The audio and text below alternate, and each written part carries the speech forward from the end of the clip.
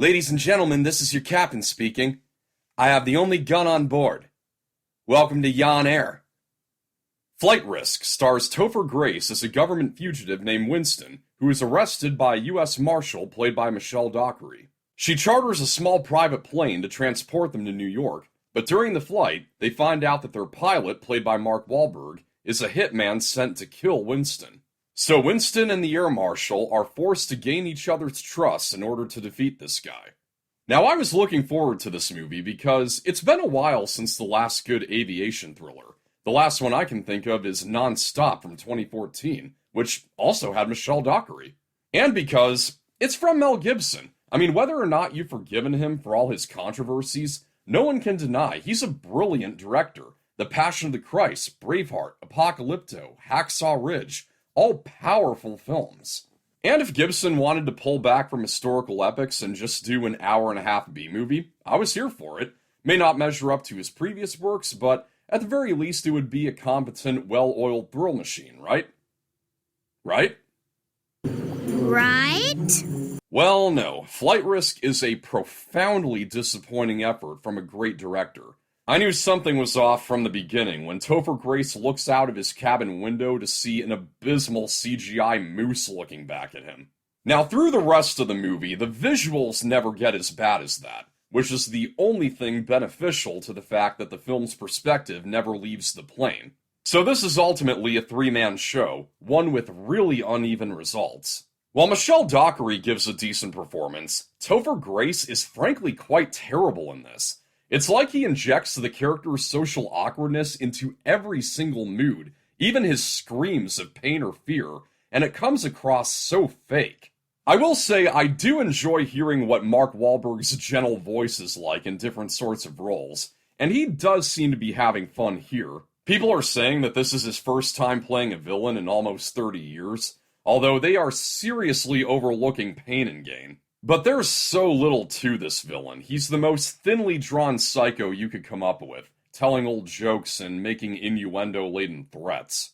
And I'm sorry, Mark Wahlberg's unsightly bald head is beyond distracting. He did actually shave his head for the part, but that's just it.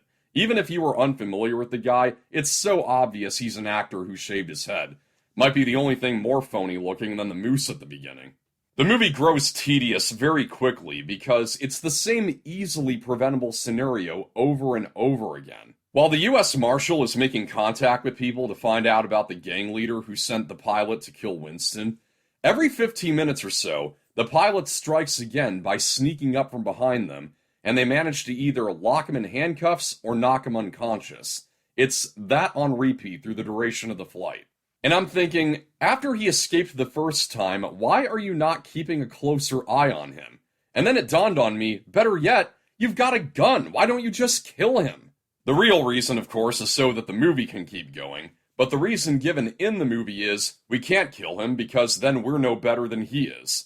Are you serious? That's your excuse? He's been trying to kill you for crying out loud. When someone does that, they're forfeiting their own life. This is the kind of person who probably thinks that the Rebel Alliance is no different than the Empire, because just look at how Anakin blew up the Death Star.